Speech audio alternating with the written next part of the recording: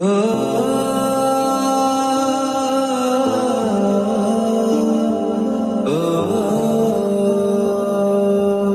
শাওনে কই? ভাই তো টাকা ভাঙা আনতে গেছে। ও আচ্ছা, তুমি তাহলে এক কাজ করো, এই যেন 20,000 টাকা আছে এটা রাখো, তোমার ভাই এলে তোমার বাইতে দিবা। আর কি কইবা জানো নি? কইবা যে আপনার বন্ধু শান্ত আছে না, টেয়ারা দিয়ে গেছে, ওনার নাকি অনেক তারা ছিল, এই কারণে গেছে গা। লোকটা আমার চিনে না জানে না, 20,000 টাকা দিয়ে গেল গা। ভালো হয়েছে, কেউ যেহেতু দেখছে না, টেয়াটা আমি লই যাই গা। ভাই এই ধরেন আপনার 700 টাকা। উমা, লোকটা বাকিটা না লইয়া কই গেল গা? হ্যাঁ, অন্য টিয়াটা দিয়ে গেল না। হ্যালো, কিরে, তোর না 11টার সময় টিয়াটা দিয়ে দেওয়ার কথা ছিল? আমি তো আরেকজনের টিয়াটা দিমু। আরে আমার তারা ছিল দিকে তোর ছোট ভাইতে টেয়ারা দিয়েছি। হ্যাঁ, কি টেয়া দিছে না?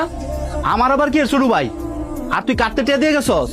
তোর দোকানে বাংটি এনে দিকে তুই বাংটি এনতে গেছস তোর ছোট ভাইয়ের দাঁড় করায়, পরে তো আমি হাতে টেয়ারা দিয়েছি।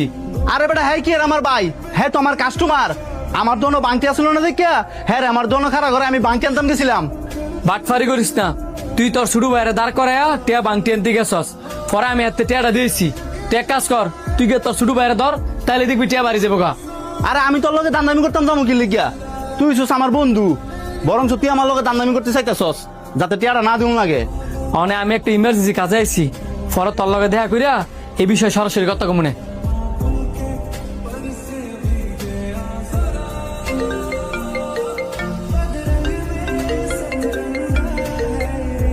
হ্যালো, করে তুই এই তো একটা মিটিং আছিল, মিটিংটা শেষ করলাম এন্ড বেরিয়েছি। তোর বাগে নাই তো তোর নাম কইরা আমার রেস্টুরেন্টে খাবার পার্সেল লয়ে গেছে, বিলাইছে 15,000 টিয়া।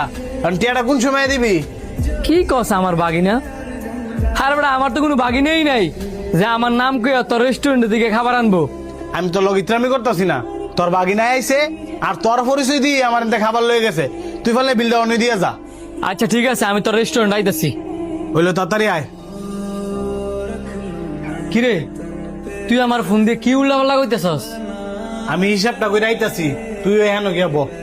তোর যে কইলাম তোর বাগিনায় তোর নাম কই আমার এতে খাবার লয়ে গেছে, তোর কি রে বিশ্বাস হয় না? বিশ্বাস করতাম যদি কিনা আমার নিজের বাগিনা থাকতো। তো আমি কেমনে বিশ্বাস করবো তুই যে টিয়া দিতিছস? কারণ আমারও তো এখন কোনো ছোট ভাই নাই। মানলাম এই লোকটা তোর আপন ভাই না, তো তুই কোন বিশ্বাসে ওই লোকটারে তোর দোকানের সামনে দাঁড় করাই গেছস?